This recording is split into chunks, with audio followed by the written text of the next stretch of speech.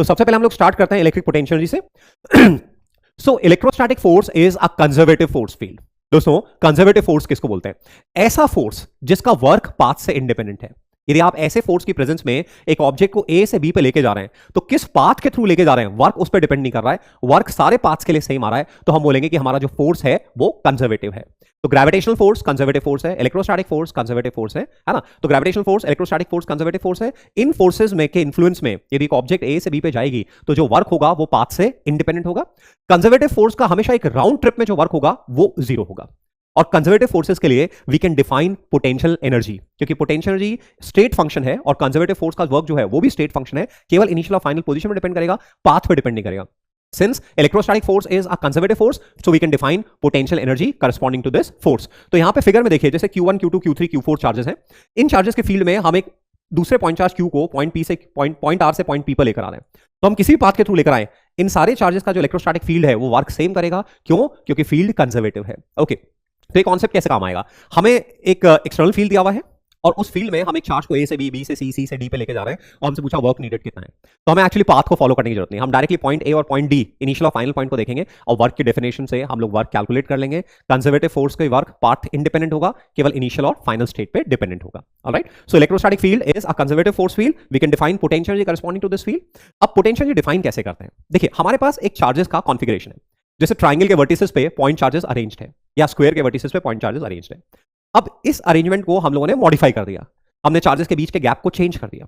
तो इस प्रोसेस में जो चार्जेस के बीच का इलेक्ट्रोस्टैटिक फोर्स है वो वर्क करेगा और वर्क करने पे सिस्टम में स्टोर्ड पोटेंशियल एनर्जी चेंज होगी। जब भी हम चार्जेस का कॉन्फ़िगरेशन ऑल्टर करेंगे तो चार्जेस के बीच में जो इलेक्ट्रोस्टैटिक फोर्स लग रहा है वो वर्क करेगा और वर्क करने पे जो पोटेंशियल एनर्जी सिस्टम की है वो चेंज होगी। तो डिफाइंड है डेल्टा यू बराबर माइनस ऑफ डब्ल्यू इलेक्ट्रोस्टैटिक। ये हमारी पोटेंशियल एनर्जी डिफरेंस की डेफिनेशन है। It's a very important definition जो कि हमें ध्यान होनी चाहिए। डेल्टा यू बराबर minus of W electrostatic, W को लिख सकते हैं हम लोग F dot D S integration. So delta U बराबर minus W from initial to final equals minus F dot D S from initial to final. So this is delta U. यदि change in kinetic energy zero है, यदि हम initial configuration से final configuration लेके जा रहे हैं और डेल्टा के जीरो है, तो हम डेल्टा यू को in terms of W external भी डिफाइन कर सकते हैं। We say delta U equals W external.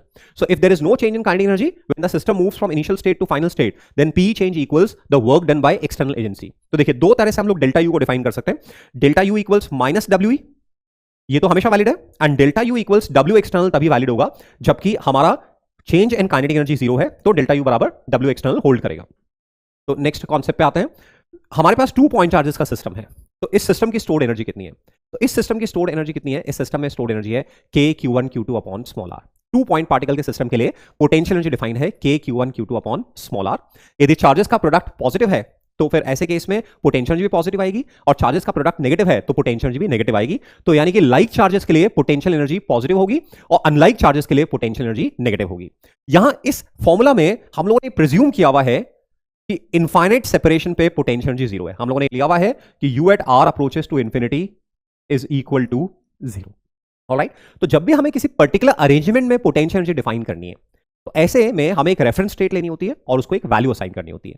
तो पॉइंट चार्जेस के सिस्टम के लिए हम लोगों ने बच्चों रेफरेंस स्टेट कहां पे ली हुई है? इनफाइनाइट सेपरेशन पे ली हुई है, और ये प्रिज्यूम किया हुआ है कि उस इनफाइनाइट सेपरेशन पे पोटेंशियल एनर्जी जीरो है।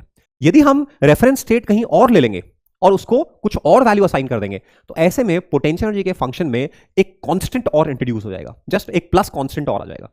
जब एक स्टेट से दूसरे स्टेट में जाएंगे तो पोटेंशियल एनर्जी चेंज कैलकुलेशन में जो हम लोग डिफरेंस लेंगे तो कांस्टेंट कैंसिल हो जाएगा। तो इसलिए डेल्टा यू में कोई फर्क नहीं पड़ता कि आपने रेफरेंस स्टेट कहां ली है और उसको कितनी वैल्यू असाइन की है। चार्जेस के कॉन्टेक्स्ट में हम लोगों ने रेफरेंस स्टेट इंफिनिटी पे ली है और उसको जीरो वैल्यू असाइन की है। Alright, so u at r is k Q1 Q2 by small r। ये हमारा एक फॉर्मूला आ गया पॉइंट चार्जेस के सिस्टम की पोटेंशियल लिखने का। यदि हमारे पास 2 चार्जेस की पोटेंशियल एनर्जी हमें लिखनी है तो alright, potential energy positive negative हम लोगों ने देख लिया। उसके बाद हम लोग देख रहे हैं यदि हमारा सिस्टम में एक्सटर्नल वर्क जीरो है तो ऐसे केस में हम बोलेंगे सिस्टम की मैकेनिकल एनर्जी कंजर्व्ड है। So k plus U is equal to constant. तो जब भी चार्जेस को रिलीज करेंगे और वो एक स्टेट से दूसरी स्टेट में जाएंगे तो ऐसे में W एक्सटर्नल जीरो है तो हम बोलेंगे kinetic energy plus potential energy constant रहेगी। तो यदि पोटेंशियल एनर्जी कम होगी तो काइनेटिक एनर्जी बढ़ेगी और पोटेंशियल एनर्जी बढ़ेगी तो काइनेटिक एनर्जी कम होगी। दोस्तों जब भी हम चार्जेस को रिलीज करते हैं तो या तो वो उसी स्टेट में रहेंगे तब जबकि वो ऑलरेडी इक्विलिब्रियम में है, यदि चार्जेस ऑलरेडी इक्विलिब्रियम में तो रिलीज करने पे वहीं रहेंगे. Otherwise they will tend to move from higher potential energy state to lower potential energy state. जब भी चार्जेस को रिलीज करेंगे they will always tend to move from higher potential energy state to lower potential energy state. और इस process में potential energy कम होगी और kinetic energy बढ़ेगी. यदि हमारे पास n पार्टिकल्स का सिस्टम है तो ऐसे में हम पोटेंशियल एनर्जी कैसे लिखेंगे? टू पार्टिकल सिस्टम की पोटेंशियल एनर्जी तो हमें मालूम है k q1 q2 by small r. Positive भी हो सकती है, नेगेटिव भी हो सकती है. और यदि हमारे पास n पार्टिकल्स हैं, 3 है, 4 है, 5 है, तो फिर कैसे पोटेंशियल एनर्जी लिखेंगे? एक बार ध्यान करो. तो ऐसे में हम क्या करेंगे? n पेयर्स बनाएंगे, है ना? कितने पेयर्स बनाएंगे? nc2 पेयर्स बनाएंगे. यदि n पार्टिकल्स हैं तो n into n minus 1 upon 2 इतने पेयर्स बनेंगे. हर पेयर की इंडिविजुअली पोटेंशियल एनर्जी लिखेंगे और उनका एल्जेब्रिक सम करेंगे. So there will be nc2 n into n minus 1 by 2 terms. हर टर्म की हम लोग इंडिविजुअल पोटेंशियल एनर्जी लिखेंगे और उन पोटेंशियल एनर्जी का सम करेंगे तो हमारी टोटल पोटेंशियल एनर्जी आएगी. तो फॉर एग्जाम्पल जैसे हम लोग देखते हैं यहाँ पे ट्राइंगल का सिस्टम है तो थ्री पार्टिकल्स हैं तो 3 पेयर्स बनेंगे, 1 2 1 3 एंड 2 3. 1 2 1 3 2 3.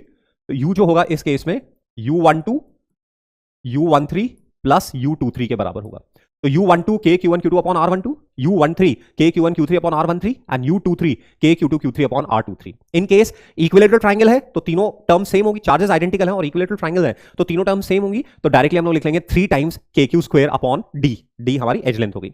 ऐसे हमारे पास स्क्वायर है, स्क्वायर के वर्टिसेस पे 4 पार्टिकल्स हैं. तो ऐसे में देखिए हमारे पास टोटल कितनी टर्म्स होंगी? 4 into 3 by 2, n into n minus 1 by 2. So 4 into 3 by 2 that is number of terms is 6. तो 6 टर्म्स हमें लिखनी है. तो 1 2 1 3 1 4 2 3 2 4 एंड देन 3 4 ऐसे 6 टर्म्स होंगी.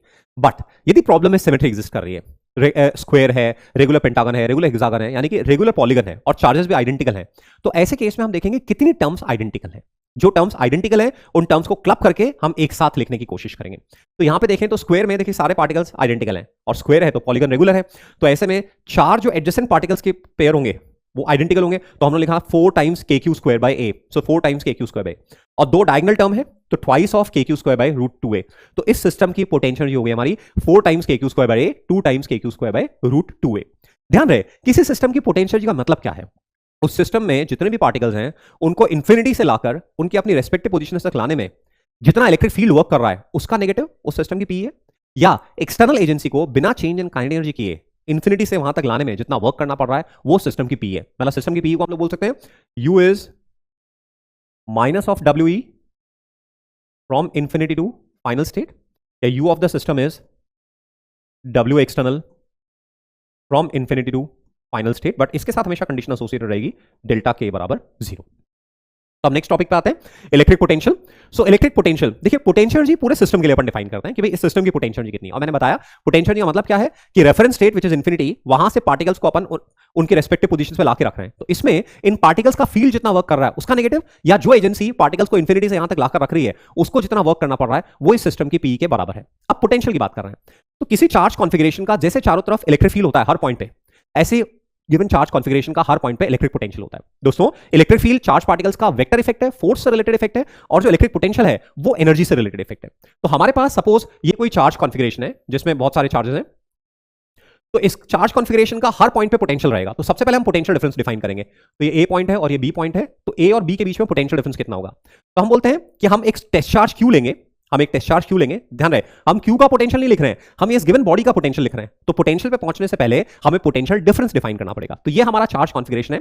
हम ए और बी के बीच में पोटेंशियल डिफरेंस डिफाइन करना चाहते हैं. तो एक चार्ज पार्टिकल क्यू लीजिए, पहले उसको ए पे रखिए, गिवन सिस्टम के साथ पोटेंशियल कैलकुलेट करिए. जैसे अपने क्यूब में सेंटर पे पार्टिकल रखा था और सारे पार्टिकल्स के साथ में उसकी पोटेंशियल लिखी थी, सिमिलर मैनर में अपन क्यू को यहां रखेंगे और इस कॉन्फिगरेशन के साथ में उसकी पोटेंशियल कैलकुलेट करेंगे यूजिंग के क्यू Q1 अपॉन R1, के Q Q2 upon R2 and so on.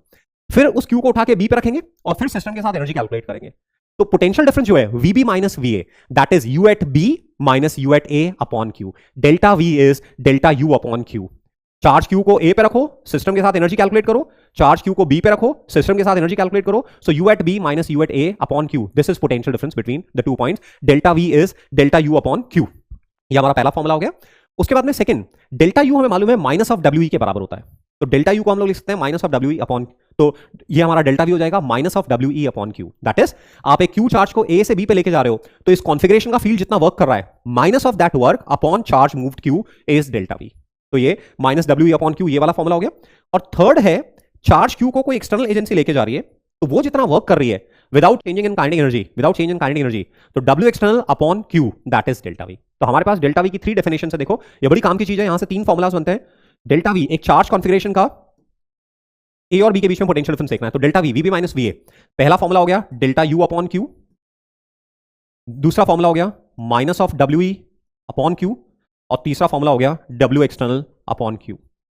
तो अब आगे के क्वेश्चंस में हमें पोटेंशियल का फॉर्मुला आता होगा, तो A और B के बीच एक चार्ज Q को A से B पे लेके जा रहे हैं, तो पोटेंशियल में चेंज कितना आएगा, हम बोलेंगे Q delta V। Electrostatic field कितना वर्क करेगा, minus Q delta V। External work कितना रिक्वायर्ड होगा, प्लस Q डेल्टा V। तो ये 3 फॉर्मुलाज हो गए। तो potential difference is difference in potential जी for per unit charge move, negative of work done by field for per unit charge move, work done by external agency for per unit charge move. यहीं पे minus WE, देखो WE होगा F dot ds, F होगा QE, तो QE dot ds integration, ये Q cancel हो जाएगा, तो यहां से आ जाएगा minus of E vector dot ds vector from A to B। Potential difference is minus E dot ds from A to B। E है इलेक्ट्रिक फील्ड इस चार्ज कॉन्फिगरेशन का, A से B ले जाने में, minus E dot ds from A to B, तो ये हमारा डेल्टा V हो गया। ओके, तो ये डेफिनेशन इंपॉर्टेंट है, ये भी मैंने देखा, delta V is minus of E dot ds। तो ये फॉर्मूला हमारे को इक्विप कर रहा है कि इलेक्ट्रिक फील्ड गिवन हो तो उससे हम 2 पॉइंट्स के बीच में पोटेंशियल डिफरेंस कैलकुलेट कर सकते हैं। यदि हमें इलेक्ट्रिक फील्ड मालूम है तो इलेक्ट्रिक फील्ड को यूज में लेके हम 2 पॉइंट्स के बीच में पोटेंशियल डिफरेंस कैलकुलेट कर सकते हैं। VB minus VA is minus of E vector dot ds vector from A to B। अब इस फॉर्मूला के हम लोग स्पेशल केसेस देख लेते हैं सो दैट क्वेश्चन सॉल्व करने में आसानी हो। तो यदि फील्ड यूनिफॉर्म है, मतलब डिस्टेंस डिपेंडेंट नहीं है, तो इस फॉर्मूला को अपन इंटीग्रेशन हट जाएगा, इंटीग्रेट होके हो जाएगा minus E dot delta S। तो VB minus VA is minus of E dot delta S which is minus E delta S cos theta. तो ये डेल्टा V बराबर minus E delta S cos theta, ये कब काम में ले लेंगे, जबकि फील्ड यूनिफॉर्म है। यही मान लीजिए हमें गिवन है x1 y1 z1 से x2 y2 z2 पे लेके जा रहे हैं, तो ये जो E डॉट डेल्टा S है ये हो जाएगा EX delta x, EY delta y, EZ delta z। तो कोऑर्डिनेट्स के टर्म्स में हमारा डेल्टा V हो जाएगा minus EX delta x, EY delta y, EZ delta z। Alright, then यदि E हमारा R का फंक्शन दे रखा है, जैसे लॉन्ग वायर का अपने फील्ड देखा था 2k लैम्डा बाय R, जैसे अपन ने स्फीयर का फील्ड देखा था, बाहर के पॉइंट पे KQ R square upon R cap, अंदर के पॉइंट पे नॉन कंडक्टिंग स्फीयर का KQ small r vector upon capital R cube. तो जब ऐसे फील्ड रेडियल डिस्टेंस पे डिपेंडेंट है ना, तो ऐसे में पोटेंशियल डिफरेंस अपन डायरेक्ट लिख सकते हैं minus E dr integration, E dot ds को अपन ब्रेक करके लिख सकते हैं E dr इंटीग्रेशन। तो जैसे इनफाइनाइट वायर के फील्ड में हमें A और B के बीच में पोटेंशियल डिफरेंस लिखना है, तो हम डायरेक्ट लिख पाएंगे 2k lambda by R dr integration from RA to RB। ये जबकि फील्ड रेडियल डिस्टेंस का फंक्शन है। मान लीजिए फील्ड एक्स वाई जेड के साथ वेरी कर रहा है, फील्ड का एक्स कंपोनेंट एक्स कोऑर्डिनेट पे डिपेंडेंट है, Y coordinate Y component Y coordinate पे डिपेंडेंट है, और जेड कंपोनेंट जेड कोऑर्डिनेट पे डिपेंडेंट है। तो minus E vector dot ds vector हमारा ब्रेक हो जाएगा ex dx ey dy ez dz। तो ये हमारा फॉर्मूला यहाँ पे minus ex dx integration ey dy integration ez dz integration, ये हो गया। दोस्तों यदि ग्राफिकली हमें देखना है तो integration is nothing but area under the graph. तो ये जो इतना इंटीग्रल है this is area under EX versus X graph. Similarly area under EY versus Y graph, area under EZ versus Z graph, तीनों एरियाज को add करेंगे, बाहर minus sign लगाएंगे, वो डेल्टा V के बराबर होगा। तो ये हम लोग देख रहे हैं। तो देखिए डेल्टा V बराबर delta U upon Q minus of WE upon Q, W external upon Q, ये 3 फॉर्मुलाज है। देन डेल्टा V बराबर minus E vector dot ds vector integration from A to B। Field uniform है minus E vector dot delta S which is minus E delta S cos theta. Components की form में minus EX delta x, EY delta y, EZ delta z। Field R का function है तो minus E dr integration, field का x component x पे y component y पे ऐसे dependent है तो minus ex dx ey dy ez dz integration. इस तरह से गिवन फील्ड से हम पोटेंशियल डिफरेंस कैलकुलेट कर सकते हैं, है ना। तो ये हम लोगों ने देखा। अब एब्सोल्यूट पोटेंशियल, एब्सोल्यूट पोटेंशियल क्या है, एक पर्टिकुलर पॉइंट पे पोटेंशियल। अभी पोटेंशियल डिफरेंस की बात कर रहे थे, अब बात कर रहे हैं एब्सोल्यूट पोटेंशियल की। तो एब्सोल्यूट पोटेंशियल के लिए अगेन अपने को एक रेफरेंस पॉइंट लेना है और उस रेफरेंस पॉइंट को एक वैल्यू असाइन करनी है। तो चार्जेस के कॉन्टेक्स्ट में हम रेफरेंस पॉइंट इन्फिनिटी पे लेते हैं और इन्फिनिटी पे हम 0 वैल्यू असाइन करते हैं। तो जो हमारा VB माइनस VA बराबर minus E dot ds from B to A था, उसमें हम लोगों ने A टू B था, मान लो VB माइनस VA तो A टू B, तो A हमने इन्फिनिटी ले लिया और VA को 0 ले लिया, तो हमारा V हो गया minus E dot ds from infinity to B। तो ये हमारा एब्सोल्यूट पोटेंशियल का फॉर्मुला हो गया। यदि रेफरेंस इन्फिनिटी पे नहीं है कहीं और है तो लिमिट्स फिर उस पॉइंट से आ जाएगी। तो ये फॉर्मुला हमें एब्सोल्यूट पोटेंशियल देगा minus E dot ds integration from reference point two the given point. तो नेक्स्ट पॉइंट देखते हैं। यदि 2 पॉइंट्स बीच में पोटेंशियल डिफरेंस मालूम है तो ये हम लोगों ने देखा W एक्सटर्नल कितना होगा, Q डेल्टा V के बराबर होगा, और ऐसे WE minus Q delta V के बराबर होगा। दोस्तों W की यूनिट जूल है, Q की यूनिट कुलम है, तो वोल्टेज की यूनिट जो है वो जूल पर कुलम हो जाएगी। तो जहां पे भी अपने को डायमेंशन वाले क्वेश्चन करना है, यूनिट्स वाले क्वेश्चन करना है, तो अपन जूल पर कुलम जिसको हम लोग वोल्ट बोलते हैं, कैपिटल V सिंबल नोटेशन में लिखते हैं हम लोग। तो इस तरह से इलेक्ट्रिक फील्ड की डेफिनेशन, पोटेंशियल की डेफिनेशन पे बेस्ड हम लोगों ने एग्जांपल्स देख लिए। अब हम आते हैं electric potential due to a point charge. तो potential due to a point charge का मतलब क्या है कि एक पॉइंट चार्ज किसी पॉइंट पे रखा हुआ है, सपोज O पॉइंट पे रखा हुआ है और आप P पे वोल्टेज देख रहे हो, मतलब इन्फिनिटी से यूनिट चार्ज को लाने में, P तक लाने में जितना फील्ड वर्क करेगा उसका नेगेटिव, या लाने वाला जितना वर्क करेगा वो इस पॉइंट पे पोटेंशियल के बराबर है ना। तो पोटेंशियल, पॉइंट चार्ज के पोटेंशियल का जो फॉर्मूला है वो है के क्यू बाय स्मॉल आर। यदि पॉइंट चार्ज से गिवन पॉइंट की दूरी स्मॉल आर है तो जो पोटेंशियल है के क्यू बाय स्मॉल आर है। दोस्तों इसमें हमने रेफरेंस क्या लिया हुआ है, इसमें हमने रेफरेंस लिया हुआ है कि v at r approaches to infinity is 0, तब ये फॉर्मूला वैलिड है। तो पॉजिटिव पॉइंट चार्ज का potential positive, negative point charge का पोटेंशियल नेगेटिव, स्केलर है ना। Electric potential positive point charge positive, negative charge negative. यदि बहुत सारे चार्जेस हैं और हमें सारे चार्जेस का कंबाइंड वोल्टेज किसी पॉइंट पे लिखना है तो क्योंकि स्केलर क्वांटिटी तो अलजेब्रिक एडिशन करेंगे, so K Q one upon R one plus K Q two upon R two plus K Q three upon R three, इन सारे वोल्टेज का एडिशन करेंगे तो हमारा नेट वोल्टेज आएगा sigma K Q I upon R I. अब यहाँ पे एक इंपॉर्टेंट पॉइंट, क्योंकि पोटेंशियल स्केलर है तो हमारे से डीलिंग आसान है, हमारी डीलिंग आसान है। तो यदि हमारा सारा चार्ज गिवन पॉइंट से बराबर दूरी पर है, चार्ज इस तरह से डिस्ट्रीब्यूटेड है कि सारा चार्ज गिवन पॉइंट से बराबर दूरी पर है, तो ऐसे केस में हम वोल्टेज को लिख सकते हैं v बराबर के सिग्मा क्यू अपॉन आर, और सिग्मा क्यू 0 है तो वोल्टेज 0 हो जाएगा। ऐसी सिचुएशन कैसी होगी, जैसे मान लीजिए एक रेगुलर पॉलीगन, मान लीजिए स्क्वायर के वर्टिसेस पे चार्जेस है। अब ये Q1 Q2 Q3 Q4 ये सब सेंटर से बराबर दूरी पर है और सेंटर पे वोल्टेज लिखना है, तो आप इंडिविजुअल लिखने की जरूरत नहीं है, पहले चार्जेस का सम कर लो and K Q sigma Q upon R वो हमारा वोल्टेज हो जाएगा। या मान लीजिए एक हेमिस्फीयर की सरफेस पे एक हॉलो हेमिस्फीयर है, हॉलो हेमिस्फीयर है और हॉलो हेमिस्फीयर की सरफेस पर चार्ज डिस्ट्रीब्यूटेड है, तो हमें क्या करना है, हमें इस हॉलो स्फीयर की सरफेस का टोटल चार्ज लिखना है, सारा चार्ज सेंटर से बराबर दूरी पर है तो सेंटर पे वोल्टेज डायरेक्ट लिख सकते हैं। ऐसे रिंग है तो रिंग के पेरीफेरी पे चार्ज है और रिंग के एक्सिस पे वोल्टेज लिखना है, तो रिंग के पेरीफेरी का सारा चार्ज रिंग के एक्सिस के किसी पॉइंट से बराबर दूरी पर है तो डायरेक्ट लिख सकते हैं k total charge upon small r, ये वोल्टेज के बराबर होगा। तो ये point charge, system of point charge का वोल्टेज हो गया। तो इस तरह से पॉइंट चार्ज का पोटेंशियल और सिस्टम ऑफ पॉइंट चार्ज के पोटेंशियल की हम लोगों ने एप्लीकेशन देखी। Now let's come to electric potential due to a continuous charge configuration. तो electric potential due to continuous charge configuration में हमारे पास रिंग रहेगा, शेल रहेगा और नॉन कंडक्टिंग सॉलिड स्फीयर रहेगा। तो रिंग की एक्सिस पे, रिंग पे क्यू चार्ज है और रिंग के एक्सिस पे हमें पॉइंट पी पे वोल्टेज लिखना है। दोस्तों इलेक्ट्रिक फील्ड लिखने के लिए तो हमारा मस्ट था कि चार्ज सिमेट्रिकली डिस्ट्रीब्यूटेड होना चाहिए था, बट फील्ड लिखने के लिए, पोटेंशियल लिखने के लिए चार्ज सिमेट्रिकली डिस्ट्रीब्यूटेड होना जरूरी है। इवन नॉन यूनिफॉर्म डेंसिटी है तब भी चलेगी, क्यों, क्योंकि जो पॉइंट पी है ये पूरे चार्ज से इक्विडिस्टेंट है, तो हम डायरेक्ट लिख सकते हैं के सिग्मा क्यू बाय आर। तो जो वोल्टेज है वो है के क्यू बाय आर और आर की वैल्यू जो है वो X square plus A square. तो रिंग का वोल्टेज का formula K Q by small r slant length है जिसको लिख सकते हैं under root of X square plus A square. Charge positive है तो वोल्टेज पॉजिटिव होगा, चार्ज नेगेटिव है तो वोल्टेज नेगेटिव होगा। थिन स्फेरिकल शेल में आ जाए तो थिन स्फेरिकल शेल में हमें ध्यान है स्फेरिकली सिमेट्रिक डिस्ट्रीब्यूशन में बाहर के पॉइंट्स के लिए पूरा सिस्टम एक पॉइंट चार्ज की तरह एक्ट करता है लोकेटेड एट द सेंटर। तो चाहे थिन शेल हो या सॉलिड शेल हो, बाहर के पॉइंट पे वोल्टेज होगा के क्यू बाय स्मॉल आर। अंदर, क्योंकि थिन शेल में अंदर इलेक्ट्रिक फील्ड 0 है तो सरफेस से अंदर जाने पे पोटेंशियल में कोई चेंज नहीं आएगा, तो जितना सरफेस पे वोल्टेज है उतना ही अंदर किसी पॉइंट पे वोल्टेज होगा। तो V इज के क्यू बाय कैपिटल आर। तो दोस्तों आउटसाइड पॉइंट पे पॉइंट चार्ज वाला फॉर्मूला है के क्यू बाय स्मॉल आर और इनसाइड पॉइंट पे K Q by capital are. अब देखो इसमें एक चीज ध्यान रखनी है, जो सरफेस पे वोल्टेज है ये हमारे कई क्वेश्चंस में काम आता है।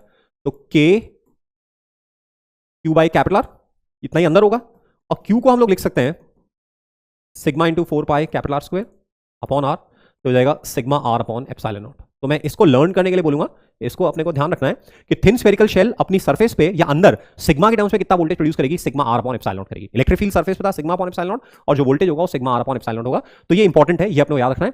फॉर्मुला देखें तो ग्राफ देखें तो अंदर वोल्टेज कांस्टेंट है और बाहर 1 बाय स्मॉल आर के साथ आ रहा है। यही वोल्ट चार्ज नेगेटिव है तो ग्राफ नेगेटिव में आ जाएगा, माइनस वैल्यूज होंगी इसलिए नेगेटिव में आ जाएगा। तो थिन स्फेरिकल शेल का फॉर्मुला देख लिया आपने। सॉलिड स्फीयर में बाहर वही पॉइंट चार्ज का formula K Q by small are और अंदर किसी पॉइंट पे वोल्टेज देखना है तो अंदर वोल्टेज है के Q by 2 capital R cube 3 capital R square minus small are square. ये फॉर्मुला आपने याद रखना है, के Q by 2 capital R cube 3 capital R square minus small are square. तो देखिए बाहर तो हाइपरबोलिक वेरिएशन है, एक्स वाई बराबर कांस्टेंट, तो ये हाइपरबोला का ग्राफ आ रहा है, ये हाइपरबोला है। और अंदर जो है ये y है, ये पूरा कांस्टेंट है और ये एक्स स्क्वायर है, तो y बराबर some constant minus X square, तो ये हमारा पैराबोलिक वेरिएशन है। तो अंदर पैराबोलिक वेरिएशन है और बाहर हाइपरबोलिक वेरिएशन है। हम सेंटर पे वोल्टेज देखें तो देखो पॉजिटिव चार्ज के लिए वोल्टेज लगातार डिक्रीज हो रहा है। सेंटर पे voltage 3/2 K Q by capital R है, स्मॉल आर को 0 कर दो तो 3/2 K Q by capital R, surface पे K Q by capital R और फिर लगातार डिक्रीज हो रहा है। तो वोल्टेज का ये अंदर वाला formula K Q by 2 capital R cube 3 capital R square minus small are square, अंदर पैराबोलिक वेरिएशन बाहर हाइपरबोलिक वेरिएशन, अकॉर्डिंगली हमारा ग्राफ आ गया। तो ये सॉलिड, ये नॉन कंडक्टिंग स्फीयर में ही होगा। ये ध्यान रहे कंडक्टिंग स्फीयर है, मेटल है तो मेटल में अंदर चार्ज नहीं होता है, मेटल में अंदर इलेक्ट्रिक फील्ड नहीं होता है, तो मेटल में शेल वाला फॉर्मुला ही लगेगा, जितना सरफेस पे वोल्टेज है उतना ही अंदर की तरफ वोल्टेज होगा। ओके ये हम लोगों ने potential due to continuous charge distribution based हम लोगों ने क्वेश्चंस किए हैं। Now motion of charge in electric field, किसी चार्ज कॉन्फिगरेशन का फील्ड है, अपनी स्पाइन स्ट्रेट करिए, अपना कंपोजर मेंटेन करिए, अटेंशन अपना मेंटेन है। तो हमारा किसी चार्ज कॉन्फिगरेशन का फील्ड गिवन है और उसके फील्ड में अपन एक पॉइंट चार्ज को ए से बी पे लेके जा रहे हैं। तो हमें मालूम है W external is Q V minus V A, W electrostatic is minus Q V minus V A, delta U is Q V minus V A. ये तीन फॉर्मुलास हैं। जब भी किसी पॉइंट चार्ज को रिलीज करेंगे तो it will always tend to move from higher potential energy state to lower potential energy state. जैसे इसमें इस पेन को मैं जब रिलीज कर रहा हूं तो it is moving from higher potential energy state to lower potential energy state. तो ऐसे जब भी किसी सिस्टम को रिलीज करेंगे it will always tend to move from higher potential energy state to lower potential energy state. तो देखिए यदि चार्ज पॉजिटिव है तो delta U is Q V final minus V initial, ये डेल्टा यू होगा। अब चार्ज पॉजिटिव है तो पोटेंशियल डिक्रीज कब होगी? जब फाइनल पोटेंशियल इनिशियल से कम हो। तो positive charge high voltage to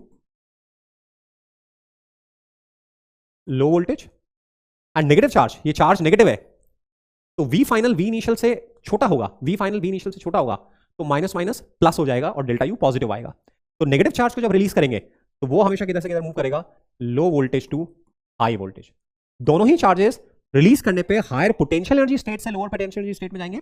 but यदि हम वोल्टेज की बात करें तो जो हमारा पॉजिटिव चार्ज है वो हमारा हाई वोल्टेज से लो वोल्टेज की तरफ जाएगा, तब पोटेंशियल डिक्रीज होगी, और नेगेटिव चार्ज लो वोल्टेज से हाई वोल्टेज जाएगा तब पोटेंशियल डिक्रीज होगी। तो आप पॉजिटिव का ध्यान रखो, नेगेटिव जस्ट ऑपोजिट हो जाएगा। तो ये हम बोल रहे हैं।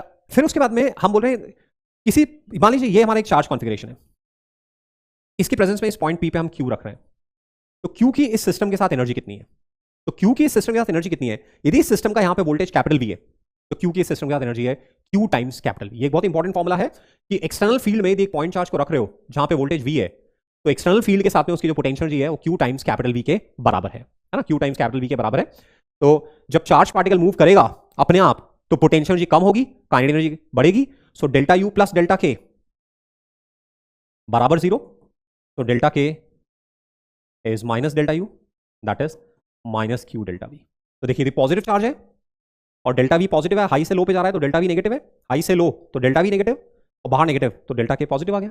नेगेटिव चार्ज है तो नेगेटिव नेगेटिव ये पॉजिटिव हो गया, और नेगेटिव चार्ज लो से हाई पे जा रहा है, नेगेटिव चार्ज लो से हाई पे जा रहा है तो ऐसे केस में डेल्टा वी पॉजिटिव हो गया तो काइनेटिक एनर्जी बढ़ रही है। तो ये फॉर्मुला कब काम आएगा? जब हमें पोटेंशियल्स की टर्म्स में इनिशियल और फाइनल एनर्जी को रिलेट करना है तो U is Q times capital V, हम इसको काम में लेंगे।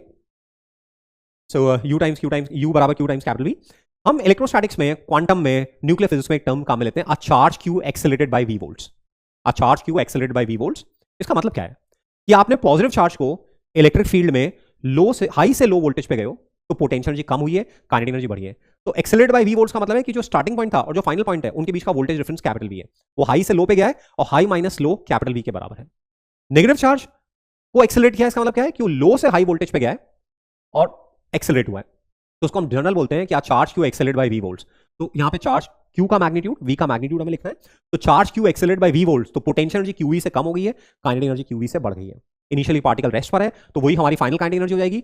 यदि चार्ज वी क्यू को वी वोल्ट से एक्सेलरेट किया है तो पोटेंशियल एनर्जी क्यू से कम हुई है, काइनेटिक एनर्जी क्यू से बढ़ी है, इनिशियली रेस्ट पर है तो फाइनल काइनेटिक एनर्जी क्यू के बराबर हो जाएगी। एनर्जी को हम इलेक्ट्रॉन वोल्ट की टर्म्स में लिखते हैं। तो यदि हमारे को एनर्जी इलेक्ट्रॉन वोल्ट्स में कन्वर्ट करनी है, जूल में एनर्जी है और इलेक्ट्रॉन वोल्ट्स में कन्वर्ट करनी है, तो उसको कैसे कन्वर्ट करें? एनर्जी इन जूल्स जो हमें दे रखी है उसको एलिमेंट्री चार्ज से डिवाइड करेंगे तो एनर्जी इन इलेक्ट्रॉन वोल्ट्स आ जाएगी। और यदि हमें एनर्जी इन जूल्स चाहिए और इलेक्ट्रॉन वोल्ट्स में दे रखी है, तो जो एनर्जी इलेक्ट्रॉन वोल्ट्स में दे रखी है, सपोज 200 इलेक्ट्रॉन वोल्ट्स दे रखी है, तो उसको एलिमेंट्री चार्ज से मल्टीप्लाई करेंगे तो फिर उस केस में एनर्जी एलिमेंट्री चार्ज से मल्टीप्लाई करेंगे तो एनर्जी हो जाएगी हमारी जूल में। तो जूल को इलेक्ट्रॉन वोल्ट में कन्वर्ट कर सकते हैं, इलेक्ट्रॉन वोल्ट को जूल में कन्वर्ट कर सकते हैं। तो मोस्टली एटॉमिक स्ट्रक्चर में, न्यूक्लियर फिजिक्स में, वहां हम लोग इलेक्ट्रॉन वोल्ट टर्म काम में लेते हैं। तो ये टर्म अपने को अच्छे से क्लियर होनी चाहिए, a charge Q accelerated by V volts. इस सेक्शन में यदि किसी पॉइंट पे चार्ज क्यू रखा हुआ है, वहां वोल्टेज वी है, तो चार्ज की गिवन सिस्टम के साथ potential energy Q times capital V है। चार्ज को रिलीज करने पे हाई पोटेंशियल एनर्जी स्टेट से लो पोटेंशियल एनर्जी स्टेट में जाएगा। पॉजिटिव चार्ज हाई से low voltage, negative charge low से हाई वोल्टेज, पोटेंशियल एनर्जी कम, काइनेटिक एनर्जी बढ़ेगी। और charge Q accelerated by V volts, that means potential energy Q से कम हो गई है, काइनेटिक एनर्जी क्यू से बढ़ गई है।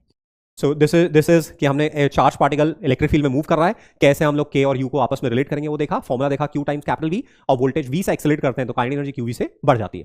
नाउ नेक्स्ट हम इलेक्ट्रिक फील्ड से पोटेंशियल डिराइव करना जानते हैं, अब हम लोग पोटेंशियल से इलेक्ट्रिक फील्ड डिराइव करेंगे। पोटेंशियल से इलेक्ट्रिक फील्ड डिराइव करेंगे तो पोटेंशियल से इलेक्ट्रिक फील्ड डिराइव करने के लिए देखिए, इलेक्ट्रिक फील्ड से पोटेंशियल कैसे डिराइव कर रहे थे? v2 minus v1 is minus E vector dot ds vector from 1 to 2।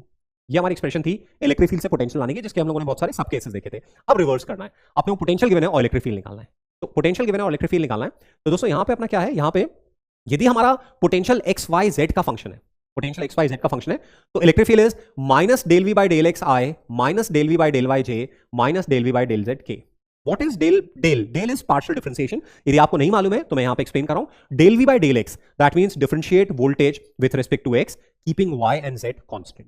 देखिए वन शॉट रिवीजन है, तो बहुत जगह आई टेक द फ्रीडम कि कहां डिटेल एक्सप्लेनेशन करना है, कहां मैथमेटिकली आपको समझाना है, आपका टाइम सेव करना है, आपकी रैंक इंप्रूव करानी है, आपको क्विक रिवीजन कराना है ना। तो यदि नॉर्मल पेस में जिस तरह से क्लास में पढ़ते हैं चीजों को डिटेल एनालिसिस करते हुए, तो उसमें तो फिर इलेक्ट्रोस्टैटिक्स तो लंबा चैप्टर है ना, पूरा 15 करीब लेक्चर, 15 से भी ज्यादा लेक्चर लगते हैं। यहाँ हम लोग 3 घंटे में, 3.5 घंटे में पूरा चैप्टर रिवाइज करेंगे। तो यहाँ हम लोग मैथमेटिकल एस्पेक्ट्स, इंपॉर्टेंट चीजें, कॉन्सेप्चुअल चीजें जो कि हमारे एग्जाम के लिए रिलेवेंट होगी वो हम देखेंगे। So electric field is minus del V by del X I minus del V by del Z J. तो मैं आपको समझा रहा था del V by del X का मतलब क्या है, differentiate capital V with respect to X, keep Y and Z constant. तो जिस फंक्शन को आप डिफरेंशिएट कर रहे हो, यदि del V by del X कर रहे हो तो आप वाई और जेड को कॉन्सेंट्रेट करो, del V by del Y कर रहे हो तो एक्स और जेड को कॉन्सेंट्रेट करो, del V by del Z कर रहे हो तो एक्स और वाई को कॉन्सेंट्रेट करो। ग्राफिकली देखें तो del V by del X is nothing but ये वाली जो टर्म है, this is slope of V X graph, this is slope of V Y graph, this is slope of V Z graph. तीनों slopes को algebraically add करिए, नहीं this slope I cap, this slope J cap, this slope K cap with negative sign, वो हमें electric field देगा। और मान लीजिए केवल वी एक्स का फंक्शन है, if voltage is a function of X only, if V is a function of X only, तो फिर हमें पार्शियल डिफरेंशिएशन की जरूरत नहीं है, फिर E Y and E Z zero हो जाएंगे। उस केस में केवल ई रहेगा E X which is minus D V by D X, E Y और ई जेड की वैल्यू जीरो होगी। यदि इलेक्ट्रिक फील्ड, यदि वोल्टेज केवल एक्स पे डिपेंडेंट है तो वो इंप्लाई कर रहा है कि फील्ड में केवल एक्स कंपोनेंट है, वाई और जेड कंपोनेंट नहीं है।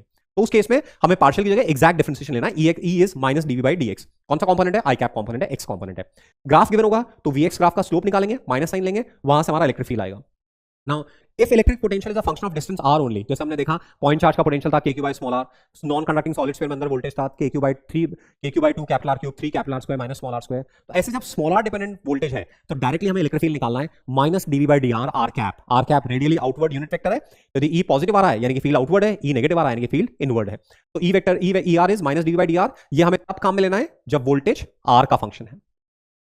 यूनिफॉर्म इलेक्ट्रिक फील्ड है, तो यूनिफॉर्म इलेक्ट्रिक फील्ड में एक्चुअली हमने देखा था कि डेल्टा वी जो है वो minus E delta S cos theta minus E dot delta S होगा। तो यदि यूनिफॉर्म फील्ड में फील्ड के अलोंग दो पॉइंट्स के बीच में सेपरेशन डी है, यूनिफॉर्म फील्ड में फील्ड के अलोंग दो पॉइंट्स के बीच में सेपरेशन डी है और वोल्टेज की डिफरेंस की वैल्यू वी है, तो हम डायरेक्टली इलेक्ट्रिक फील्ड लिख सकते हैं वी अपॉन डी। ये बड़ा इंपॉर्टेंट फॉर्मुला है जो कैपेसिटेंस में भी काम आएगा।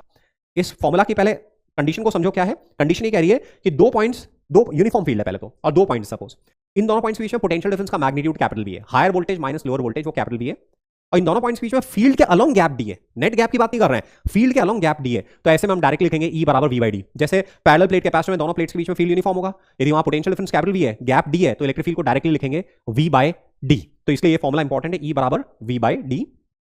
यहां से हम एक और चीज देखेंगे कि कब पोटेंशियल बढ़ता है, कब पोटेंशियल कम होता है। पहले एक और चीज देखेंगे, तो देखिए जो डीवी है यदि डिफरेंशियल वे में लिखें तो D V is minus E dot D S, ये डिफरेंशियल वे में लिखा है which is minus E D S cos theta. तो आप एक पॉइंट पी पर हैं और इसके अराउंड डीएस अमाउंट से अलग अलग डायरेक्शन में मूव कर रहे हैं। आप एक पॉइंट पी पर हैं और इसके अराउंड डीएस अमाउंट से अलग अलग डायरेक्शन में मूव कर रहे हैं। ऑलराइट, तो जब फील्ड की डायरेक्शन जाएंगे, जब थीटा 0 डिग्री है, थीटा 0 डिग्री है, दैट मीन्स ई वेक्टर और डीएस वेक्टर पैरेलल है। तो ऐसे केस में डीवी नेगेटिव मैक्सिमम आ रहा है, that means V maximum amount से डिक्रीज होगा, V decreases by maximum amount. Theta 180 degree है, थीटा 180 डिग्री है, तो डीवी बराबर प्लस ईडीएस आ रहा है, यानी कि ई वेक्टर डीएस के ऑपोजिट है। तो ऐसे में voltage increases by maximum amount. और थीटा 90 डिग्री है तो डीवी 0 आ रहा है, थीटा 90 डिग्री है यानी कि ई जो है वो डीएस के परपेंडिकुलर है। तो ऐसे में पोटेंशियल डिफरेंस 0 आ रहा है, वी इज कांस्टेंट, चेंज नहीं हो रहा है। यदि थीटा 0 से 90 डिग्री के बीच में है, एक्यूट है ना, तो ऐसे केस में वोल्टेज डिक्रीज हो रहा है। थीटा 90 से 180 डिग्री के बीच में है, तो ऐसे केस में वोल्टेज इंक्रीज हो रहा है। तो जब हमें थ्योरेटिकली ऐसे क्वेश्चन का आंसर देना हो कि भाई वोल्टेज बढ़ेगा कम होगा, तो सीधा सा अपने को क्या करना है, याद नहीं किया हुआ है अपने मालूम है v2 माइनस वी1 बराबर minus E dot D S integration, उसको डिफरेंशियल फॉर्म में लिख लीजिए। तो डीवी बराबर minus E vector dot D S vector which is minus E D S cos theta. अब थीटा 0 डिग्री है तो डीवी नेगेटिव मैक्सिमम आ रहा है, यानी कि किसी पॉइंट से फील्ड के अलोंग जाने पे वोल्टेज सबसे ज्यादा डिक्रीज होगा, फील्ड के ऑपोजिट जाने पे वोल्टेज सबसे ज्यादा इंक्रीज होगा, फील्ड से 90 डिग्री जाने पे वोल्टेज चेंज नहीं होगा, फील्ड से एक्यूट एंगल जाने पे वोल्टेज कम होगा, फील्ड से ऑब्ट्यूज एंगल पे जाने पे वोल्टेज बढ़ेगा, है ना। तो जैसे मान लीजिए मैंने आपसे ऐसा एग्जांपल दिया कि भैया यूनिफॉर्म फील्ड है, ये यूनिफॉर्म फील्ड है और यहां पे अपन ने एक सर्कल ले लिया, सपोज एक सर्किल ले लिया, ये O पॉइंट है, ये A है, ये B है, ये C है और ये D है। अब मुझे वोल्टेज को कंपेयर करना है O A B C D। तो O से A पे जाने पे वोल्टेज कम होगा, O से C जाने पे वोल्टेज बढ़ेगा, B और D पे वोल्टेज चेंज नहीं होगा, यानी कि VA लीस्ट है, देन VO VB VD बराबर है और VC सबसे बड़ा है। तो इस क्वेश्चन का आंसर इस थ्योरी के बेसिस पे दे पाएंगे। फील्ड की डायरेक्शन जाने पे वोल्टेज मैक्सिमम डिक्रीज होगा, फील्ड के ऑपोजिट जाने पे वोल्टेज मैक्सिमम इंक्रीज होगा, फील्ड से 90 डिग्री पे जाने पे वोल्टेज में कोई चेंज नहीं आ रहा है, फील्ड से 90 डिग्री पे जाने पे वोल्टेज में कोई चेंज नहीं आ रहा है, एक्यूट एंगल पे जाने पे वोल्टेज डिक्रीज हो रहा है, ऑब्ट्यूज एंगल पे जाने पे वोल्टेज इंक्रीज हो रहा है। Next is equipotential surface. तो इक्विपोटेंशियल सरफेस की हम लोग बात कर रहे हैं, ऐसी सरफेस जहां पे वोल्टेज कांस्टेंट है, कोई चार्ज कॉन्फिगरेशन है जिसका चारों तरफ इलेक्ट्रिक फील्ड है, हर पॉइंट पे वोल्टेज है, तो locus of all points, all adjacent points at which potential is same, उसको बोलेंगे इक्विपोटेंशियल सरफेस। नाम से अपैरेंट है इक्विपोटेंशियल सरफेस। तो इक्विपोटेंशियल सरफेस देखिए, पॉइंट चार्ज के लिए इक्विपोटेंशियल सरफेस कैसी होगी, कॉन्सेंट्रिक स्फीयर्स, एक पूरे स्फीयर पे वोल्टेज सेम होगा, नेक्स्ट स्फीयर पे कुछ और होगा, पॉइंट चार्ज को सेंटर मान के जो स्फीयर ड्रॉ करेंगे वो इक्विपोटेंशियल्स होंगे। स्फेरिकल शेल या सॉलिड स्फीयर या स्फेरिकली सिमेट्रिक चार्ज डिस्ट्रीब्यूशन के लिए इक्विपोटेंशियल्स कैसे होंगे, अगेन कॉन्सेंट्रिक स्फीयर्स होंगे। यदि हमारे पास लाइन चार्ज है लॉन्ग, या सिलेंड्रिकल शेल है, या सॉलिड सिलेंडर है, या सिलेंड्रिकली सिमेट्रिक डिस्ट्रीब्यूशन है, तो कोएक्सियल सिलेंडर्स जो होंगे उन पे चारों तरफ वोल्टेज सेम होगा।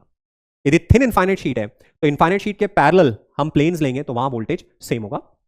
इलेक्ट्रिक फील्ड से नॉर्मल जाने पे वोल्टेज चेंज नहीं होता है ना। तो यदि यूनिफॉर्म फील्ड है तो इक्विपोटेंशियल्स कैसे होंगे, उसके नॉर्मल प्लेन्स होंगे। तो ये फिगर में दिखा हुआ है, यूनिफॉर्म फील्ड है तो फील्ड के नॉर्मल जो पैरेलल प्लेन्स हैं वो इक्विपोटेंशियल है। पॉइंट चार्ज स्फीयर, इनके लिए इक्विपोटेंशियल्स स्फीयर्स हैं। तो इक्विपोटेंशियल्स की प्रॉपर्टीज हम लोग देखते हैं। इक्विपोटेंशियल की पहली प्रॉपर्टी क्या है, यदि इक्विपोटेंशियल पे अपन एक पॉइंट से दूसरे पॉइंट पे जाएंगे तो चार्ज को ले जाने में वर्क नहीं करना पड़ेगा। क्यों, क्योंकि W है, W एक्सटर्नल है Q times V final minus V initial. अब V फाइनल और V इनिशियल सेम है क्योंकि इनिशियल और फाइनल पॉइंट एक ही सरफेस पर आ रहे हैं, तो इसलिए वर्क कितना हो जाएगा, 0 हो जाएगा। देन एक सरफेस से दूसरे सरफेस पे जा रहे हैं, एक सरफेस से दूसरे सरफेस पे जा रहे हैं, तो किसी पाथ के थ्रू जाएं, जो वर्क होगा वो सेम होगा। हर पॉइंट पे इक्विपोटेंशियल पे, हर पॉइंट पे जो फील्ड होगा वो सरफेस के नॉर्मल होगा। कारण क्या, फील्ड यदि सरफेस के नॉर्मल नहीं हुआ, किसी एंगल पे हुआ, तो सरफेस के अलग मूव करने पे वोल्टेज में चेंज आएगा। आपको मालूम है जब 90 डिग्री पे मूव करते हैं तभी वोल्टेज में चेंज नहीं आता, अदरवाइज वोल्टेज में चेंज आता है। तो यदि इलेक्ट्रिक फील्ड सरफेस के नॉर्मल नहीं हुआ, किसी एंगल पे हुआ, तो फिर सरफेस के अलग मूव करेंगे तो वोल्टेज में या तो इंक्रीमेंट आएगा, डिक्रीमेंट आएगा, तो surface will not be equipotential. इसलिए इक्विपोटेंशियल सरफेस पे हर पॉइंट पे फील्ड सरफेस के नॉर्मल होगा। या दोस्तों अदर वे राउंड, यदि किसी सरफेस पे हर पॉइंट पे इलेक्ट्रिक फील्ड नॉर्मल है तो वो इंप्लाई करेगा कि जो सरफेस है वो इक्विपोटेंशियल है। तो the equipotential surface through any point must be at right angles to the direction of the field. क्योंकि फील्ड नॉर्मल है तो जो इलेक्ट्रिक फील्ड लाइंस होंगी वो भी नॉर्मल होंगी। फील्ड नॉर्मल है तो इलेक्ट्रिक फील्ड लाइंस भी नॉर्मल होंगी। अब मान लीजिए जैसे ये इक्विपोटेंशियल्स दिखा रखे हैं, मान लीजिए यहां पे लिखा हुआ है 8 वोल्ट, यहां पे लिखा हुआ है -4 वोल्ट, यहां पे लिखा हुआ है -16 वोल्ट। अब मेरे को पॉइंट P पे इलेक्ट्रिक फील्ड की डायरेक्शन देखनी है, तो it has to be normal to the surface. तो एरो उधर भी हो सकता है, एरो इधर भी हो सकता है। हमें मालूम है, अभी अभी हमने सीखा था कि इलेक्ट्रिक फील्ड की डायरेक्शन जाने पे वोल्टेज डिक्रीज होता है, यानी कि इलेक्ट्रिक फील्ड का एरो किधर की तरफ पॉइंट करेगा, हाई वोल्टेज से लो वोल्टेज की तरफ, हाई वोल्टेज से लो वोल्टेज की तरफ। तो यहां पे इलेक्ट्रिक फील्ड का एरो इस तरफ होगा, ऐसे इलेक्ट्रिक फील्ड का एरो होगा। Alright, so electric field lines are perpendicular to equipotentials and point from higher to lower potentials, ये हम लोग बोल रहे हैं। दो इक्विपोटेंशियल्स कभी भी इंटरसेक्ट नहीं करेंगे, क्योंकि एक पॉइंट पे यदि दो इक्विपोटेंशियल्स इंटरसेक्ट कर रहे हैं तो वो इंप्लाई कर रहा है कि एक पॉइंट पे दो वोल्टेज है, विच इज नॉट पॉसिबल। तो ये भी हमने देख लिया। तो ये इक्विपोटेंशियल से रिलेटेड पॉइंट्स हम लोगों ने कवर अप किए। नाउ इलेक्ट्रिक डाइपोल, तो हम लोग क्या क्या देख चुके हैं। हम लोग सबसे पहले electric potential energy, electric potential, potential due to a point charge, system of point charges, potential due to a continuous charge distribution, potential electric field derive from potential, and उसके बाद में इक्विपोटेंशियल सर्फेसेस, ये सब देख चुके हैं। Now next is electric dipole. तो 8 portion में 6 पोर्शन हो चुके हैं, 7th पोर्शन है, इसके बाद थ्योरी ऑफ कंडक्टर्स है। तो ऑलमोस्ट 3/4 काम हमारा हो चुका है। तो आ जाते हैं इलेक्ट्रिक डाइपोल पे। ये एक सेपरेट एंटिटी है। कुछ बुक्स इलेक्ट्रिक फील्ड वाले चैप्टर में भी डाइपोल को लिखती है, हमने इसको चैप्टर 2 में रखा हुआ है, इलेक्ट्रिक डाइपोल।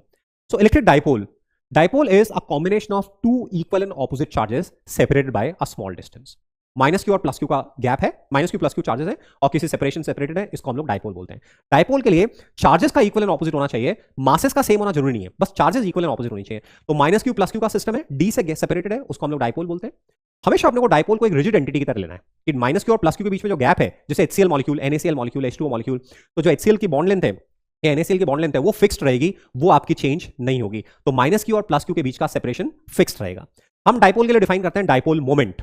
तो डाइपोल मोमेंट दोस्तों P वेक्टर से डिफाइन होता है, Q टाइम्स D वेक्टर, और D वेक्टर की जो डायरेक्शन है वो नेगेटिव से पॉजिटिव चार्ज की तरफ लेते हैं। यहाँ पे Q चार्ज का मैग्नीट्यूड है और D वेक्टर की डायरेक्शन नेगेटिव से पॉजिटिव चार्ज की तरफ लेते हैं। अब दोस्तों जनरलाइज करें और यूनिट्स हो जाएंगे कूलम मीटर। अब जनरलाइज करें तो ऐसा कोई भी सिस्टम जिसमें टोटल चार्ज 0 है, ऐसा कोई भी सिस्टम जिसमें टोटल चार्ज 0 है और -q का इफेक्टिव सेंटर और +q का इफेक्टिव सेंटर अलग अलग जगह आ रहा है, उसको हम लोग बोलेंगे कि वो हमारा इलेक्ट्रिक डाइपोल है। तो एग्जांपल देख सकते हैं, जैसे H2O में H+, H+, O2-, तो O2 माइनस का सेंटर अलग है, H प्लस का इफेक्टिव सेंटर अलग है, तो उस सिस्टम को डायपोल मोमेंट बोलेंगे और उसका डायपोल मोमेंट हम लोग निकाल सकते हैं। फॉर एग्जाम्पल जैसे मान लीजिए हमारे को ये -2q प्लस q ये गिवन है, तो ये सिस्टम डायपोल है, इसका डायपोल मोमेंट निकालना है। तो डायपोल मोमेंट में आप जैसे सेंटर ऑफ मास का कॉन्सेप्ट होता है ऐसे सेंटर ऑफ चार्ज का कॉन्सेप्ट भी ले सकते हो। तो डायपोल मोमेंट में जैसे सेंटर ऑफ मास होता है ऐसे सेंटर ऑफ चार्ज भी ले सकते हो, और जो सेंटर ऑफ दोनों चार्जेस के बीच का गैप है वो हमारा डी इफेक्टिव हो जाएगा और q टाइम्स डी हमारा डायपोल मोमेंट हो जाएगा। तो यहाँ पे इसको हम लोग दो डायपोल में ब्रेक कर लेंगे। ये हमारा एक डायपोल -2q को दो पार्ट्स में ब्रेक कर लो, -q एक -q प्लस q के साथ इधर डायपोल बना रहा है, तो ये p हो गया। एक -q इस प्लस q के साथ डायपोल बना रहा है, तो ये एक और p हो गया।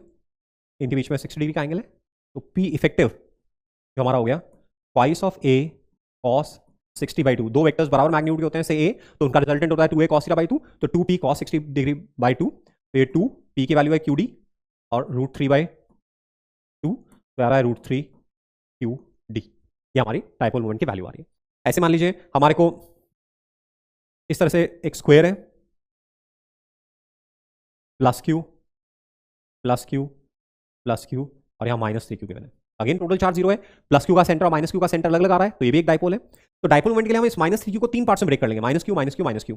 तो एक डायपोल -q का इधर बन रहा है qd, एक -q का इधर बन रहा है qd, और यहां जो गैप है वो √2d है, तो यहां जो डायपोल बन रहा है q टाइम्स √2d। अब इन तीनों डायपोल मोमेंट्स को इफेक्टिवली सम कर लेंगे। तो p इफेक्टिव पहले जो 90 डिग्री पे उनको सम कर ले, तो ये √2 टाइम्स qd हो जाएगा, और √2 टाइम्स qd एक और है, तो ये हो जाएगा ट्वाइस ऑफ √2 टाइम्स qd। ये हमारा डायपोल मोमेंट आ रहा है। तो ऐसे हमारे को जब कोई सिस्टम दे रखा है तो उस सिस्टम का डायपोल मोमेंट हम लोग कैलकुलेट कर सकते हैं कि डायपोल मोमेंट किधर होगा। सो अब देखिए डायपोल को अपन ने डिफाइन कर लिया, कोई और सिस्टम गिवन है तो उसका डायपोल मोमेंट कैसे कैलकुलेट करेंगे वो भी अपन ने देख लिया। अब डायपोल की थ्योरी में दो पार्ट्स हैं। पहला पार्ट, डायपोल अपनी सराउंडिंग्स में कितना वोल्टेज प्रोड्यूस कर रहा है, कितना इलेक्ट्रिक फील्ड प्रोड्यूस कर रहा है, या कोई और चार्ज एंटिटी रखी हुई है तो उस पर कितना फोर्स लगा रहा है। तो हम पहले पार्ट में डायपोल का सराउंडिंग्स में इफेक्ट देखेंगे, और सेकंड पार्ट में डायपोल किसी और के फील्ड में रखा हुआ है, HCl मॉलिक्यूल किसी और के फील्ड में रखा हुआ है, तो डायपोल पे कितना फोर्स लगेगा, डायपोल पे कितनी टॉर्क लगेगा, डायपोल की पोटेंशियल एनर्जी कितनी होगी, डायपोल को रोटेट कराने में कितना वर्क करना पड़ेगा, वो हम लोग देखेंगे। इंटरेस्टिंग है, आसान है, आप आराम से सॉल्व कर सकते हो। सो मेंटेन योर कॉन्सेंट्रेशन, फोकस। तो पहले डायपोल का पोटेंशियल देख रहे हैं दोस्तों। डायपोल के सिस्टम में ना हम जो कोऑर्डिनेट सिस्टम काम में लेते हैं वो r, θ काम में लेते हैं। जब हम डायपोल बोलते हैं तो इट्स अ शॉर्ट डायपोल, जैसे HCl मॉलिक्यूल है। अब HCl मॉलिक्यूल में H प्लस और Cl- के बीच का जो गैप है वो एंगस्ट्रॉम के ऑर्डर का है। अब मान लीजिए HCl मॉलिक्यूल से 1 माइक्रोमीटर की दूरी पे वोल्टेज देख रहे हैं, तो 1 माइक्रोमीटर और एंगस्ट्रॉम के बीच में गैप 10,000 के ऑर्डर का डिफरेंस है। वो ऐसे हो गया 1 किलोमीटर 10,000 किलोमीटर, 1 किलोमीटर 10,000 किलोमीटर, इतना गैप हो गया। तो ऐसे में डायपोल को हम जस्ट एक पॉइंट की तरह मानेंगे। डायपोल जस्ट हमारे लिए एक पॉइंट की तरह होगा, है ना। तो real dipole, short dipole just एक पॉइंट की तरह होंगे। तो डायपोल किसी पॉइंट पे रखा हुआ होगा, डायपोल की लोकेशन गिवन होगी, बोला a dipole is placed at origin, a dipole is placed at origin, तो dipole is placed at origin. अब साथ में हमें डायपोल का ओरिएंटेशन गिवन होगा कि डायपोल रखा कैसे है। तो डायपोल रखा हुआ है सपोज एक्स एक्सिस के अलॉन्ग अलाइन करके, तो ये डायपोल का ऐसे एरो बना हुआ होगा, डायपोल का ऐसे एरो बना हुआ होगा। तो ये तो हो गया। अब हमारे को इस पॉइंट पी पे वोल्टेज देखना है सपोज, तो पॉइंट पी की आर से, पॉइंट पी की डायपोल से जो दूरी है उसको अपन आर बोलेंगे, और ये वेक्टर हमारा आर वेक्टर हो जाएगा। डायपोल से पॉइंट पी की तरफ ये आर वेक्टर हो जाएगा। डायपोल मोमेंट का आर वेक्टर के साथ जितना एंगल है ये हमारा थीटा हो जाएगा। तो इस पॉइंट के कोऑर्डिनेट्स को हम लोग बोलेंगे आर, थीटा। डायपोल के लिए आर, थीटा का मतलब क्या है कि डायपोल के पहले डायपोल मोमेंट से थीटा एंगल पे टर्न करना है। मान लीजिए जैसे मैं बोल रहा हूं 10 मीटर 60 डिग्री, 10 मीटर 60 डिग्री, तो डायपोल मोमेंट की डायरेक्शन से 60 डिग्री टर्न करना है और फिर 10 मीटर आगे बढ़ना है, तो आपको पॉइंट मिलेगा 10,60। तो ऐसे आर, थीटा ये हमारा पॉइंट हो गया। तो दोस्तों डायपोल का वोल्टेज आएगा कैसे, -q का यहां वोल्टेज लिखोगे, +q का यहां वोल्टेज लिखोगे, मैथमेटिकली मैनिपुलेट करोगे, अप्रोक्सीमेशन लोगे, तो हमारा डायपोल का पोटेंशियल का फॉर्मूला आएगा kp cos θ अपॉन r²। ये हम लोग याद रखेंगे, डायपोल का वोल्टेज है kp cos θ अपॉन r², तो kp cos θ अपॉन r², ये डायपोल का वोल्टेज।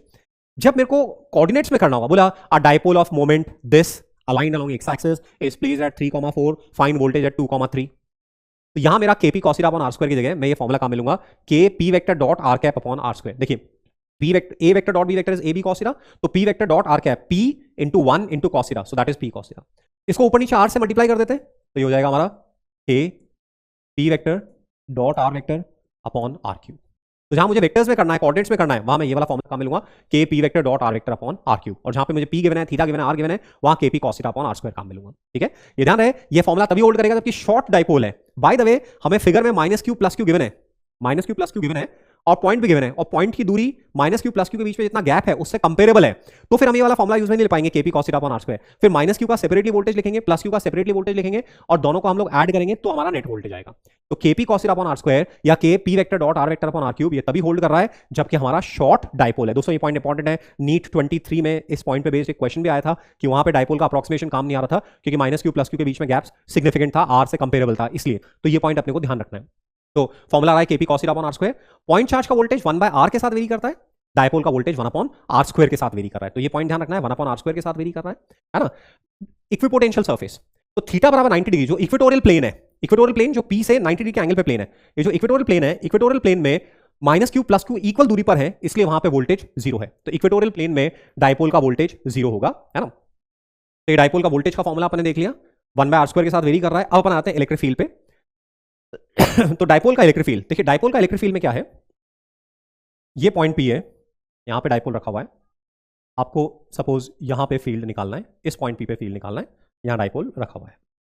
तो डायपोल के फील्ड में जनरल पॉइंट पे देखेंगे आर कॉमा थीटा पे, तो डायपोल के फील्ड में दो पार्ट्स हैं, एक रेडियल पार्ट है विच इज ई आर, और एक थीटा के इंक्रीजिंग सेंस में ई थीटा पार्ट है, और इन दोनों का जो रिजल्टेंट होगा वो नेट फील्ड है, ये नेट फील्ड है। ओके, ये नेट फील्ड जो है ये रेडियल डायरेक्शन से अल्फा एंगल पे है। तो दोस्तों ये जो नेट फील्ड का फॉर्मूला है, वैसे मेंस के लिए रेलेवेंट कम है, एडवांस के लिए ज्यादा रेलेवेंट है, तो जिन बच्चों को थोड़ा लोड ज्यादा लग रहा हो वो इस फॉर्मूला को ड्रॉप भी कर सकते हैं, आर कॉमा थीटा वाले फॉर्मूला को ड्रॉप कर सकते हैं। अपन केवल रेडियल, अपन केवल एक्सियल और इक्वेटोरियल प्लेन वाला फील्ड देखेंगे, अपन इसको ड्रॉप कर सकते हैं। बट जिन लोगों की ऑलरेडी एडवांस की तैयारी ठीक चल रही है तो इस फॉर्मूला को जो ऑलरेडी याद है आपको, तो फिर इसको कंटिन्यू रखो, K P upon R cube under root 1 + 3 cos square theta. तो यहां से हमें देखो ये मालूम पड़ रहा है कि डायपोल का फील्ड कभी भी जीरो नहीं हो सकता। डायपोल का मिनिमम किसी गिवन आर के लिए जो मिनिमम फील्ड होगा वो केपी अपॉन आर क्यूब होगा किसी गिवन आर के लिए, और जो मैक्सिमम फील्ड होगा वो 2 केपी अपॉन आर क्यूब होगा। डायपोल का field K P upon R cube से छोटा नहीं हो सकता गिवन आर पे, और 2 केपी अपॉन आर क्यूब से बड़ा नहीं हो सकता। केपी अपॉन आर क्यूब और 2 केपी अपॉन आर क्यूब के बीच वेरी करेगा, किसी भी पॉइंट पे अदर देन इंफिनिटी डायपोल का फील्ड जीरो नहीं होगा, ये हम लोग बोल रहे हैं। तो ये फॉर्मूला हो गया K P upon R cube under root 1 + 3 cos square theta.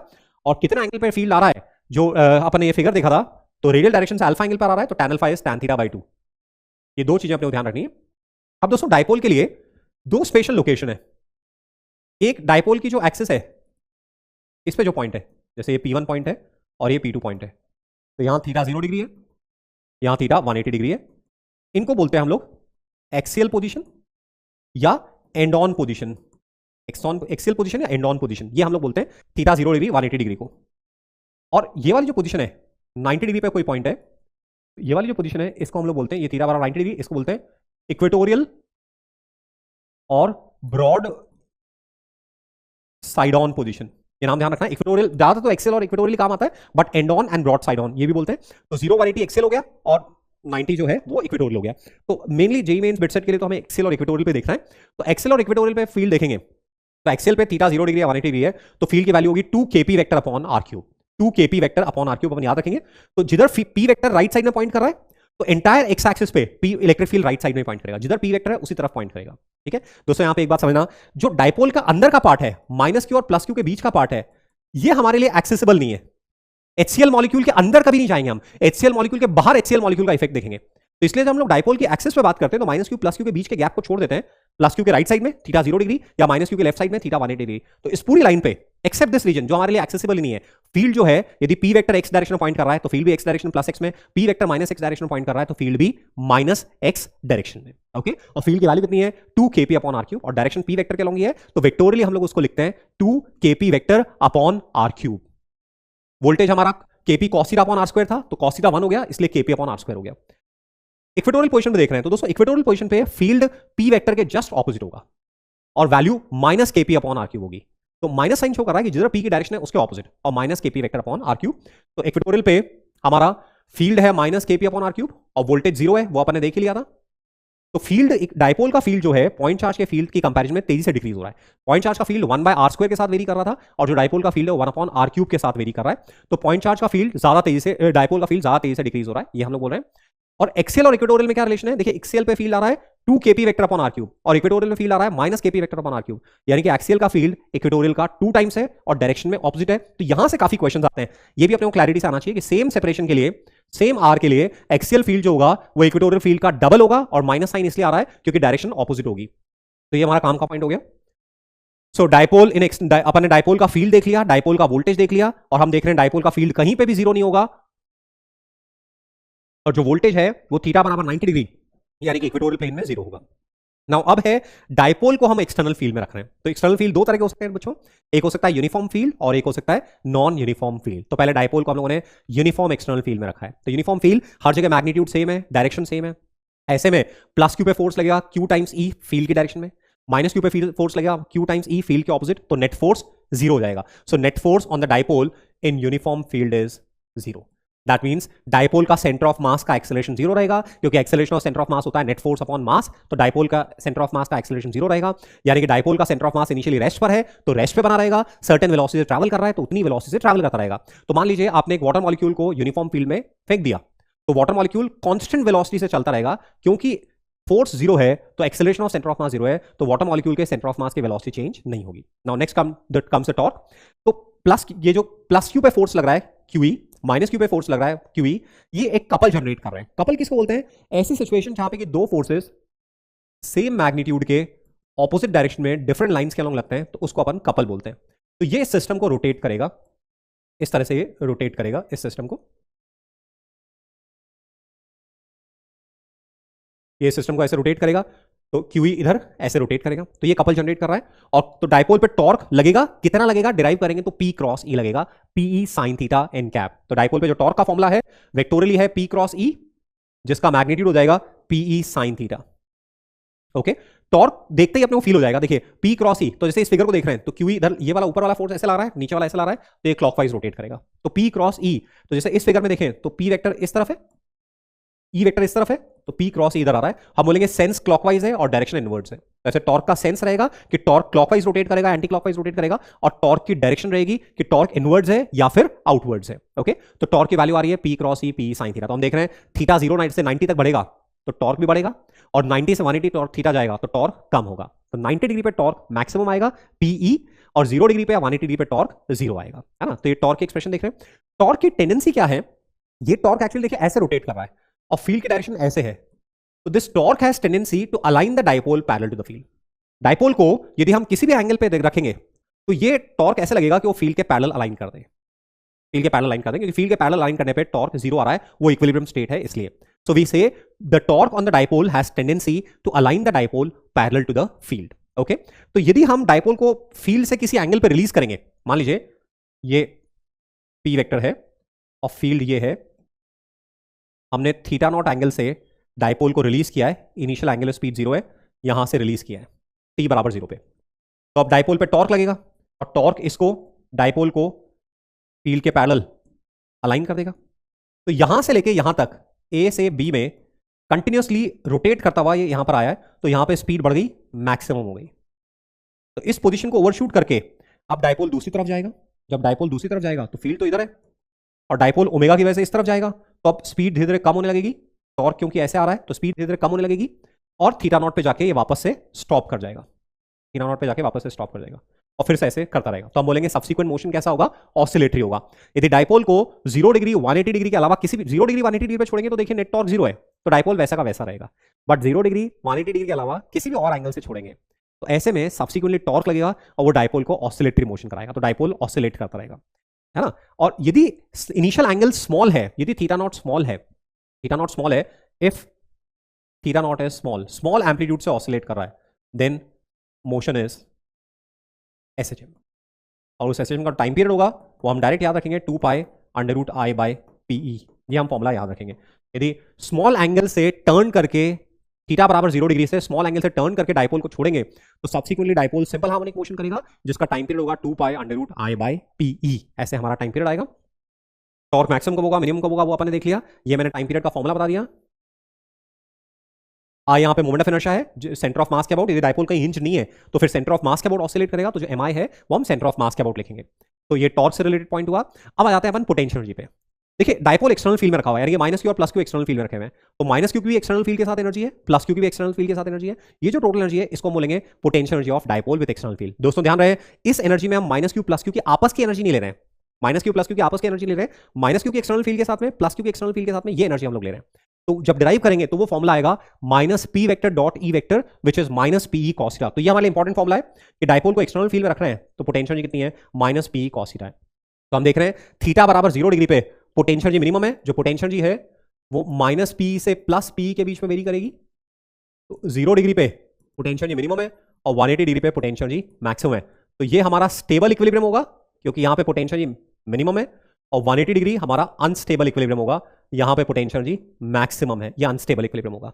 तो 0 डिग्री पे छोड़ोगे तो वहीं का वहीं रहेगा, 180 डिग्री पे छोड़ोगे वहीं का वहीं रहेगा, बट 0 180 के अलावा कहीं से भी छोड़ोगे तो वो 0 डिग्री की तरफ आएगा, ऑसिलेटरी करेगा, और स्मॉल एंगल के लिए वो मोशन सिंपल हार्मोनिक होगा। अब ये फॉर्मुला तो माइनस पी मैक्सिमम पी अपने देख लिया, ये फॉर्मुला कैसे काम आएगा, हमें बोला एक्सटर्नल फील्ड में डाइपोल 60 डिग्री पर रखा हुआ है, अब इसको 120 डिग्री पे ले जाने में कितना वर्क करना पड़ेगा, तो W एक्सटर्नल बराबर डेल्टा यू, तो यू फाइनल है minus P cos theta 2 minus you initial minus P cos theta 1, subtract करेंगे तो P cos theta 1 minus cos theta 2। तो ये हमारा थीटा 1 से थीटा 2 तक ले जाने में W एक्सटर्नल कितना होगा, वहां से आ रहा है W एक्सटर्नल बराबर डेल्टा यू से। तो दोस्तों यूनिफॉर्म फील्ड में फोर्स 0 है, torque P cross E P sine theta है, टॉर्क की टेंडेंसी डाइपोल को फील्ड के अलाइन करने की है, 0 डिग्री पे टॉर्क 0, 180 पे 0, 0 से 90 तक बढ़ेगा, 90 से 180 पे कम होगा। 0 के अलावा किसी भी 0 180 के अलावा किसी भी एंगल से रिलीज करेंगे, ऑसिलेटरी मोशन होगा, स्मॉल एम्पलीट्यूड के लिए simple harmonic motion, time period 2 pi into I by P. Potential जी minus P dot E minus P cos theta, और थीटा 1 से थीटा 2 तक ले जाने में वर्क कितना होगा, P cos theta 1 minus cos theta 2 होगा। 0 डिग्री स्टेबल इक्विलिब्रियम है, यदि वहां से डिफ्लेक्ट करके छोड़ोगे वापस 0 डिग्री की तरफ आएगा, 180 डिग्री अनस्टेबल है, वहां से डिफ्लेक्ट करके छोड़ोगे तो 180 पे नहीं आएगा, 0 डिग्री की तरफ आएगा। तो ये आपने देख लिया। अब जो लास्ट सेक्शन है इस सेक्शन का वो है dipole in non uniform field. दोस्तों नॉन यूनिफॉर्म फील्ड में पोटेंशियल जी का फॉर्मुला वही रहेगा, माइनस पी डॉट ई, जिस पॉइंट पे डाइपोल रखा हुआ है वहां पे फील्ड निकालिए और माइनस पी डॉट ई लगा दिए। टॉर्क का फॉर्मुला भी रहेगा, जिस पॉइंट पे डाइपोल रखा हुआ है वहां पे फील्ड देखिए नॉन यूनिफॉर्म और पी क्रॉस ही लगा दीजिए। बट जो फोर्स है वो एक्चुअली इस पर डिपेंड करेगा कि फील्ड का वेरिएशन कैसा है और डाइपोल कैसे रखा हुआ है। तो जनरल देखें तो नॉन यूनिफॉर्म फील्ड में यदि फोर्स निकालना है तो जनरल फंडा देखें तो प्लस क्यू की लोकेशन पे यदि फील्ड ई एट प्लस है तो प्लस क्यू पे इतना फोर्स लगेगा, माइनस क्यू की लोकेशन पे यदि फील्ड ई एट माइनस है तो माइनस क्यू पे माइनस क्यू टाइम्स ई एट माइनस इतना फोर्स लगेगा, इन दोनों को ऐड करेंगे तो नेट फोर्स आएगा। यदि नॉन यूनिफॉर्म फील्ड में डाइपोल ऐसे रखा हुआ है कि प्लस क्यू और माइनस क्यू की लोकेशन पे सेम फील्ड ऑपरेट हो रहा है, नॉन यूनिफॉर्म फील्ड में डाइपोल ऐसे रखा हुआ है कि प्लस क्यू और माइनस क्यू की लोकेशन में सेम फील्ड ऑपरेट हो रहा है, तब तो डाइपोल पे फोर्स 0 रहेगा, और सेम फील्ड ऑपरेट नहीं हो रहा है तो डाइपोल पे फोर्स नॉन जीरो रहेगा। तो force on dipole in non uniform field may or may not be zero, that depends upon the variation of the field and the orientation of the dipole. जैसे मान लीजिए ये long wire है, ये long wire है और इस long wire charged long wire है और इसके फील्ड में डाइपोल को ऐसे रखा है आपने, वायर के पैरेलल रखा है, तो माइनस क्यू प्लस क्यू पे सेम फील्ड ऑपरेट हो रहा है, तो इस केस में फोर्स की वैल्यू 0 हो जाएगी। बट यही डाइपोल को मान लीजिए आप ऐसे रख रहे हो, ये लॉन्ग वायर है और डाइपोल को आप ऐसे रख रहे हो, तो ऐसे केस में माइनस क्यू प्लस क्यू पे सेम फील्ड ऑपरेट नहीं हो रहा है, तो फिर इस केस में फोर्स नॉन जीरो रहेगा। एक स्पेशल केस है जहां पे कि हम फोर्स डायरेक्टली निकाल सकते हैं नॉन यूनिफॉर्म फील्ड में, यदि डाइपोल फील्ड के अलोंग अलाइन करके रखा हुआ है, यदि डाइपोल फील्ड के अलोंग अलाइन करके रखा हुआ है तो ऐसे में फोर्स का मैग्नीट्यूड डायरेक्टली निकाल सकते हैं P D by D x. तो ये इंपॉर्टेंट एक्सप्रेशन रहेगी और मेन में क्वेश्चन आता है तो इसी केस से आएगा नॉन यूनिफॉर्म फील्ड में, यदि फील्ड के अलोंग डाइपोल अलाइन करके रखा हुआ है तो फिर P D by D x ये फोर्स की वैल्यू रहेगी, मैग्नीट्यूड, और डायरेक्शन हम वहीं फिगर से देख लेंगे कि किस तरफ लग रहा है। तो अपन एग्जाम्पल देखते हैं। तो चैप्टर के लास्ट सेक्शन में हम लोग आ गए, कंडक्टर्स एंड देयर प्रॉपर्टीज। दोस्तों कंडक्टर्स हम मटेरियल को ब्रॉडली दो कैटेगरी डिवाइड करते हैं, कंडक्टर, इंसुलेटर। सेमीकंडक्टर का सेपरेट सेक्शन है जो कि आप सेमीकंडक्टर चैप्टर में पढ़ोगे, तो अभी अपन कंडक्टर इंसुलेटर की बात कर रहे हैं। तो कंडक्टर एंड इंसुलेटर, कंडक्टर और इंसुलेटर में बेसिक डिफरेंस क्या है, conductors have infinite number of free electrons, conductors में फ्री इलेक्ट्रॉन्स अबंडेंस में, फ्री इलेक्ट्रॉन जितने चाहिए उतने अवेलेबल है, और इंसुलेटर्स में फ्री इलेक्ट्रॉन्स नेग्लिजिबल है। तो based upon this unique property that conductors have infinite inexhaustible supply of free electrons, उसके बेसिस पे कंडक्टर्स की कुछ यूनिक प्रॉपर्टीज हैं जिस पे बेस्ड क्वेश्चन भी बनते हैं, तो अपन एक एक करके उन प्रॉपर्टीज को देख रहे हैं, इंटरेस्टिंग सेक्शन है।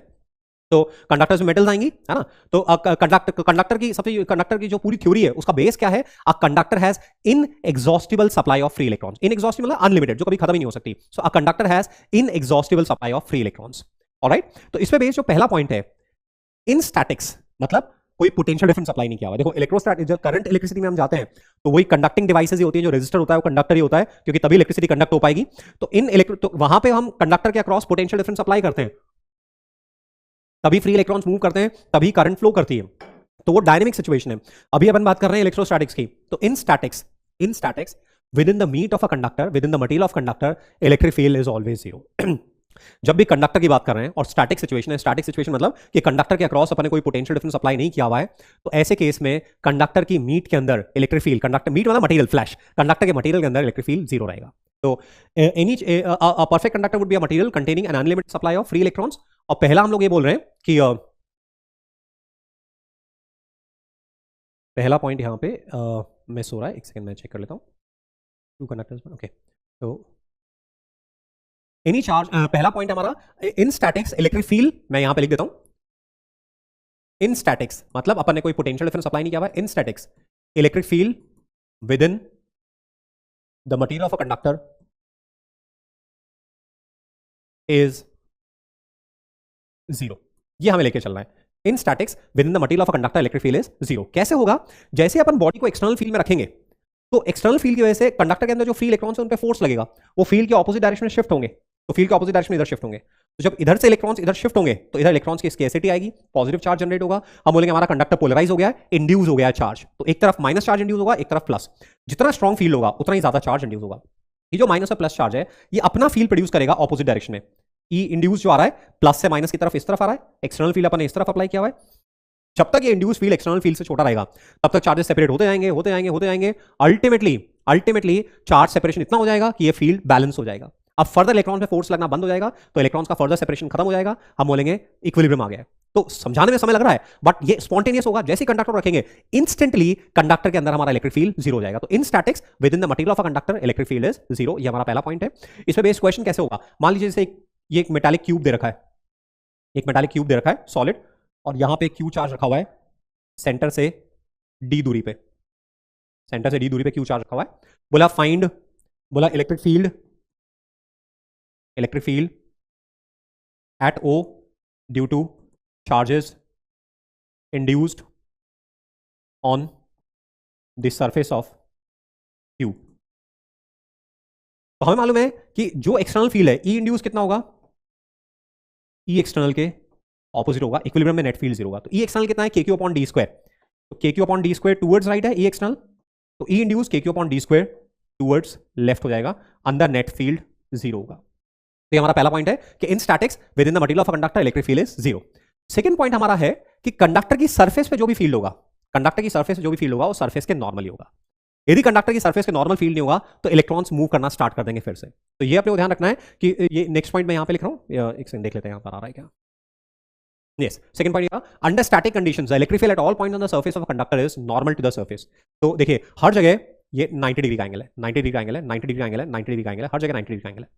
तो इन दोनों पॉइंट्स के बेसिस पे हमारा एक सब पॉइंट आ रहा है कि कंडक्टर के मटेरियल के अंदर से कोई भी फील्ड लाइन पास नहीं करेंगी, और कंडक्टर के सरफेस पे जितनी भी फील्ड लाइंस हैं वो नॉर्मली ओरिजिनेट होंगी, नॉर्मली टर्मिनेट होंगी, 90 डिग्री के अलावा किसी और एंगल पे नहीं होगी। अदरवाइज हमारा सेकंड पॉइंट वायलेट हो जाएगा कि on the surface field is normal to the surface, है ना। तो ये देखिए फिगर देखिए, जैसे जितनी भी फील्ड लाइंस आ रही हैं वो कंडक्टर की सरफेस पे नॉर्मली आ रही हैं और नॉर्मली ओरिजिनेट हो रही हैं, अंदर से कोई फील्ड लाइन पास नहीं कर रही है क्योंकि अंदर फील्ड जीरो है।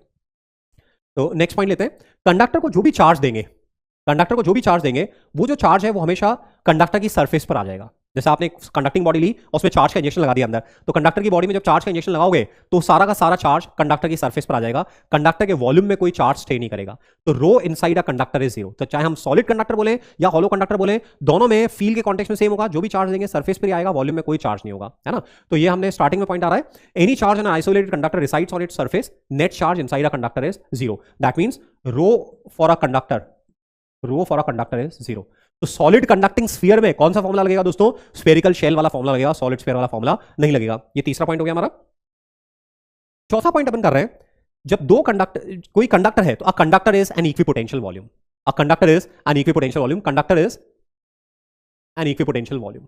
देखिए इक्विपोटेंशियल सरफेस नहीं बोल रहा हूं, वॉल्यूम बोल रहा हूं। पूरी conducting body same conducting body same voltage पर होगी। क्या मतलब? क्योंकि कंडक्टर की सरफेस पे हर पॉइंट पे फील्ड नॉर्मल है तो कंडक्टर की वोल्टेज सरफेस पे तो वोल्टेज सेम होगा ही, क्योंकि फील्ड नॉर्मल है तो वोल्टेज सेम होगा। अब अंदर फील्ड जीरो है तो सरफेस से अंदर जाने पे वोल्टेज में कोई चेंज नहीं आएगा। तो the entire conductor is at same voltage. तो कभी भी हम कंडक्टर के लिए नहीं बोलते कि इस पॉइंट पे वोल्टेज बताओ, उस पॉइंट पे वोल्टेज बताओ, बोलते हैं कंडक्टर का वोल्टेज कितना है, क्यों? क्योंकि पूरे कंडक्टर का वोल्टेज सेम है इसलिए। तो अ conductor is an equipotential volume. ये हमारा फोर्थ पॉइंट हो गया। दोस्तों जब दो या दो से ज्यादा कंडक्टर्स को आपस में वायर से कनेक्ट करते हैं या आपस में टच करते हैं और वो एक सिंगल एंटिटी बन गई, एक सिंगल कंडक्टर बन गया, तो उनका वोल्टेज सेम हो जाना चाहिए। तो पॉजिटिव चार्ज हाई वोल्टेज से लो वोल्टेज तक तब तक फ्लो करता रहेगा, नेगेटिव चार्ज लो से हाई पे तब तक फ्लो करता रहेगा जब तक कि वोल्टेज सेम नहीं हो जाए। तो whenever two or more conductors are connected by a conducting wire, their voltage becomes same due to redistribution of charges. Total charge conserve रहेगा बट फाइनली वोल्टेज सेम हो जाएगा। तो यहां से जेईई मेंस में काफी प्रॉब्लम्स आती हैं कि दो कंडक्टिंग स्फीयर्स हैं, फार अपार्ट है, इनिशियल चार्जेस गिवन थे, फाइनल चार्ज निकालना है, फाइनल डेंसिटी निकालनी है, फाइनल इलेक्ट्रिक फील्ड सरफेस पे निकालना है। उसके लिए हमें कॉन्सेप्ट यही काम में लेना है कि जैसे ही दोनों को टच करेंगे तो दोनों का वोल्टेज सेम हो जाएगा। तो electrostatic potential is constant throughout the volume of a conductor and has the same value on its surface. तो अब देखिए इसमें when two conductors which are far apart are connected by conducting wire, the potential becomes instantly same due to redistribution of charges. तो कैसे होता है, मान लीजिए ये दो स्फीयर्स हैं, एक पे चार्ज Q1 है, एक पे Q2 है, ये फार अपार्ट है।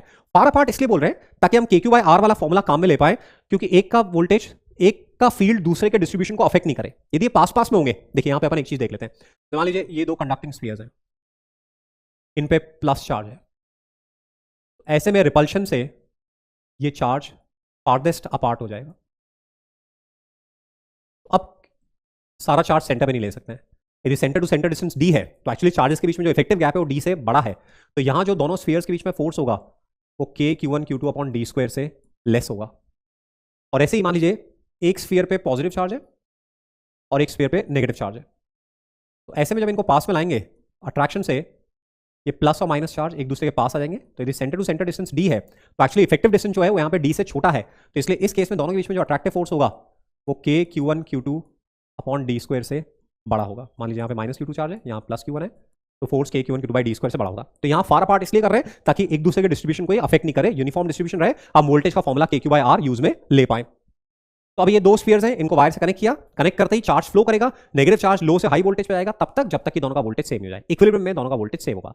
तो नए चार्ज Q1 डैश और Q2 डैश है, तो KQ1 डैश अपॉन R1 हम लिख सकते हैं KQ1 डैश अपॉन R1 बराबर KQ2 डैश अपॉन R2, या सिग्मा के टर्म्स में। तो मैंने आपको बताया था सरफेस पे सिग्मा के टर्म्स में वोल्टेज होता है sigma R upon epsilon not, ये याद रखना है ना, ये काम की चीज है, sigma R upon epsilon naught. तो डायरेक्टली नई density sigma 1 dash sigma 2 dash है, तो सिग्मा 1 डैश R1 बराबर sigma 2 dash R2 upon epsilon naught. तो यहां से डायरेक्टली सिग्मा 1 सिग्मा 2 का रेशियो आ जाएगा।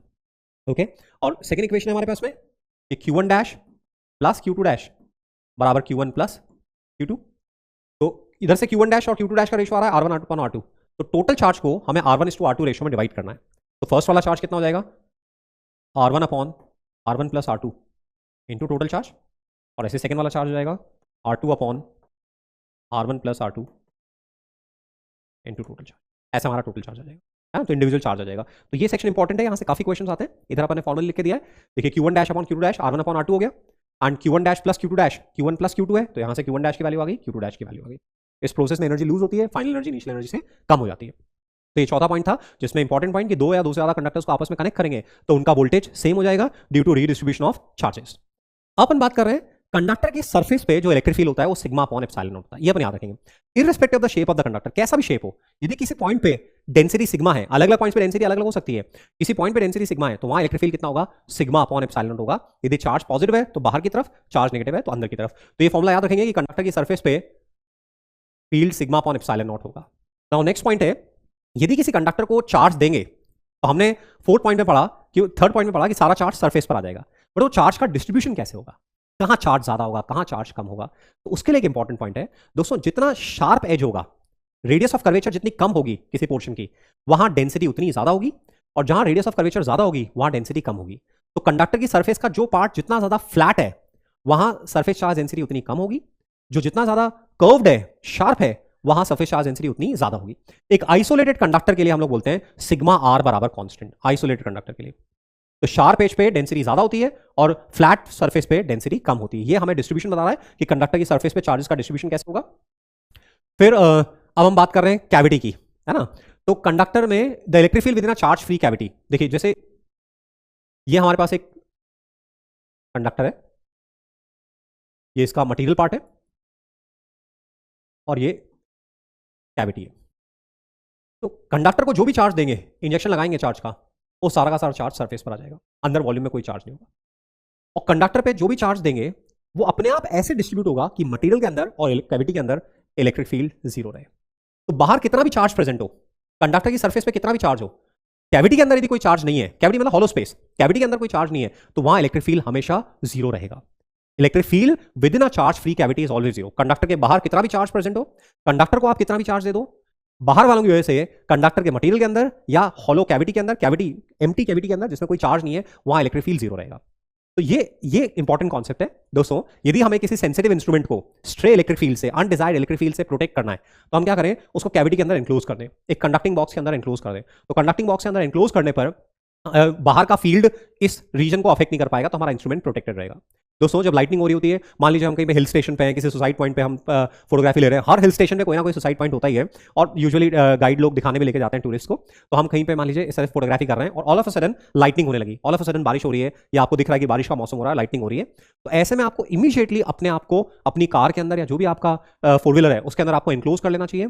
यदि आप खुले में रहेंगे तो लाइटनिंग आपके ऊपर फॉल कर सकती है और आपकी डेथ हो, किसी की भी डेथ हो सकती है ना, आपकी नहीं, किसी की भी डेथ हो सकती है। तो इसलिए ये इंश्योर करना है कि हम खुले स्पेस में रहें जब लाइटनिंग फॉल कर रही है। तो ऑलराइट, हम कंडक्टर के अंदर हैं, तो ऐसे केस में आउटसाइड इलेक्ट्रिक फील्ड से हम प्रोटेक्टेड हैं, that is called electrostatic shielding.